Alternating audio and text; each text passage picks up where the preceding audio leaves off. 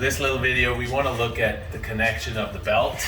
The best way to do this is bring your belt over to the input side of the press. We know how to pull it out is by simply pulling this pin here, and we can just pull it out.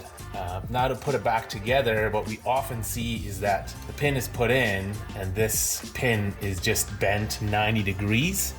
And what happens is, as we've seen in a previous video or in a following video, you can see that the scraper at the end of the press is often compromised and scarred, and that's because often this pin is sticking out.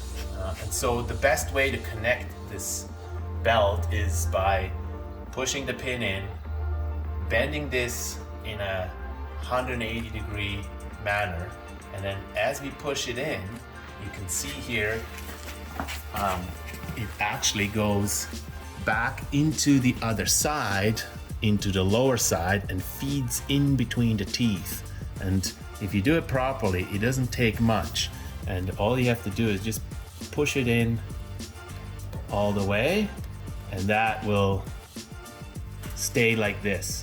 On the other side of the belt, you go to where that little pin just sticks out just a tiny bit.